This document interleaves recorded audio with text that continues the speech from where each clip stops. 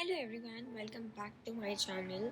I'm Shreya Gada, a full-time artist, Skillshare teacher and art educator from India. So today we will be learning how to paint this simple looking landscape using watercolors.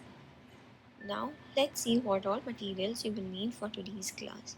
As usual, I have linked everything in the description box, so make sure that you check it out. So you'll need 2 jars of water, watercolors, masking tape to mask down your paper, brushes. Here I'm using stationery round brushes. You can use the code Shreya7 to get some discounts on those brushes.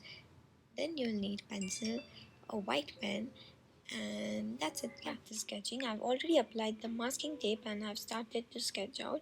So while that is happening, I wanted to tell you about the creative retreat that is happening this weekend, that is the coming weekend, wherein more than 75 artists are coming together to teach you different subjects like drawing, paint making, journaling, and so much more.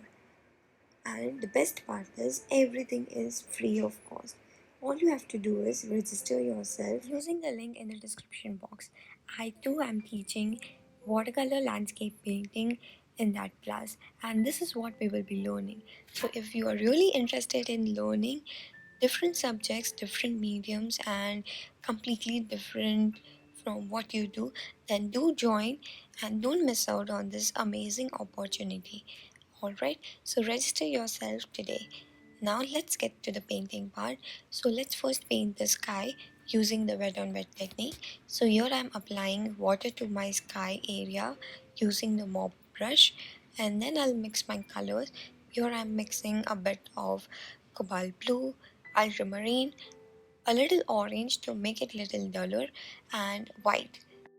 But if you don't want to mix so many colors, you can always use ultramarine and little bit of white to make it lavender color. Alright, so yeah, in case you don't know, I'm using Camlin Artist Grade watercolors. You can watch the review of this color, I'll link it on the top, or you can always check it out on my channel. I love this paint, they are super affordable, they are easily available. Also, you will be wondering what you can do with these paints, but they are really amazing in terms of how they come out on the paper.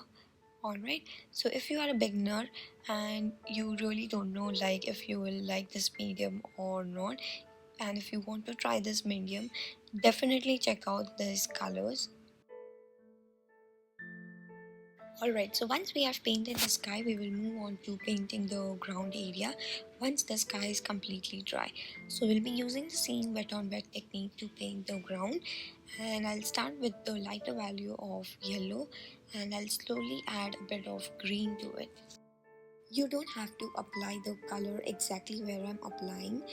Just go with the flow and keep on adding color slowly and steadily so that you don't end up screwing it.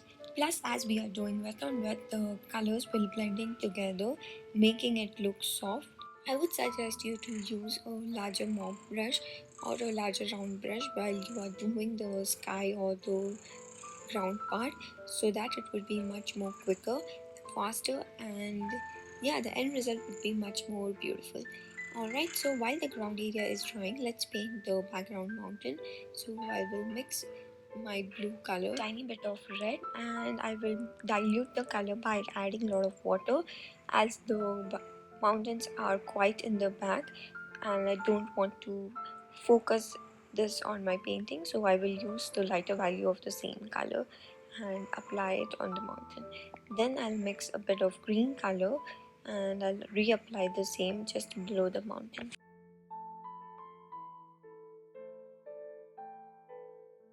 Now next, while that is drying, let's paint the trees and bushes around the house. So I'll be using different shades of greens to paint the bushes and the trees. So first I'll start with the lighter color, that is I'll add a bit of yellow or cadmium yellow to my green to make it lighter, and I'll apply the first layer using that color. Keep on changing the greens while you apply the paint on the paper to create the depth and contrast in your painting. Also, make sure that you are using a smaller round brush which has a really good tip, which will make painting the bushes much more easier.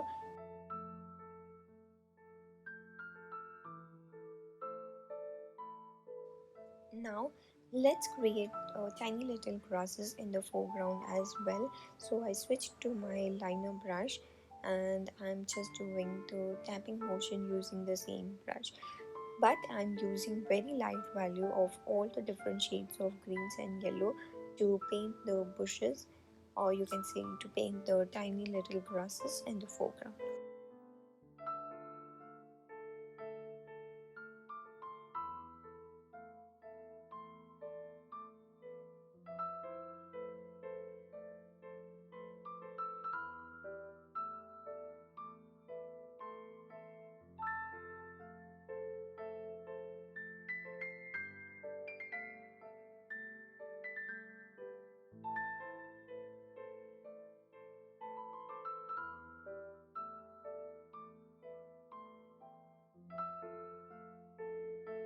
Now let's paint the houses in the background.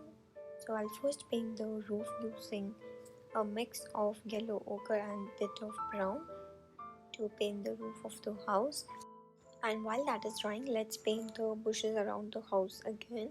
So again switching to the smaller round brush and using the same tapping motion, plus using different shades of green to paint the bushes around the houses.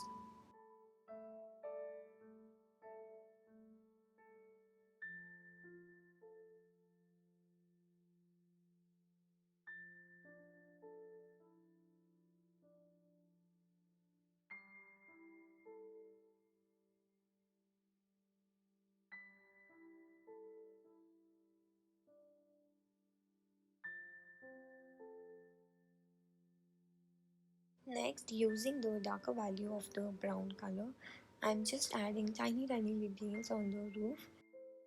And once that is done, we will paint the walls of the house. As I wanted to keep the house white, so I'll just create the shadow on the house, and to create the shadow I'll just use very light value of purple to paint the shadow of the house.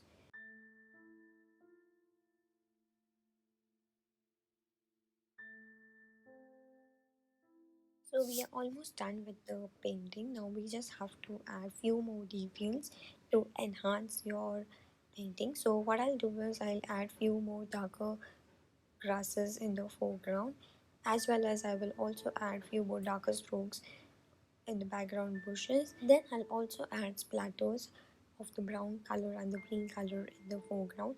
Make sure that you cover the sky area, otherwise the drops of browns and greens will drop in and it would be difficult to remove that color from the sky. Alright.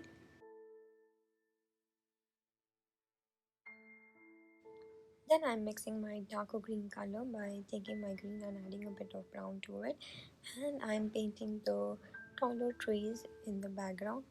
And lastly, I will add the electric poles around the houses using the darker brown color, or you can even use the black color. And also don't forget to add the doors and windows to the houses. And that's it.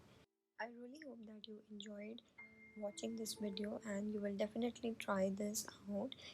I'm really excited to see what you create. So do tag me if you post it on your social media. You can find me on Instagram under the handle @artist and you can also find me on different platforms. I will link all my social media links in the description box below.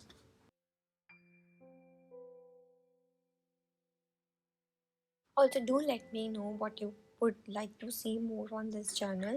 I would be happy to create that for you. Also, don't forget to like, share, comment, and subscribe to my channel so that you don't miss out on the paintings that I upload every week, mostly on the weekends.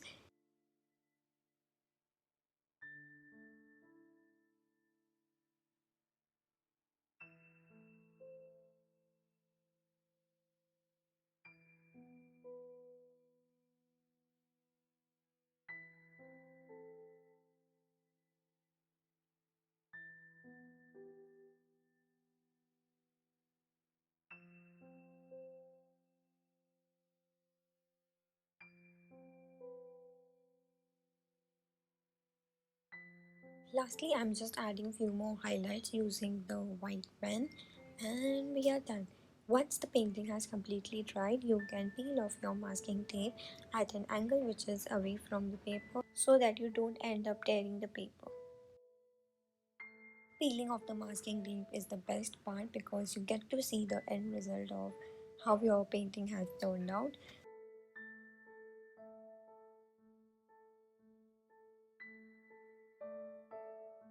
So yeah, this is the final look of the painting which we painted today. It is looking so fresh and beautiful. So I really hope that you enjoyed painting along with me and I cannot wait to see what you create. And that's it for today. I'll see you guys really soon in the next video. Bye.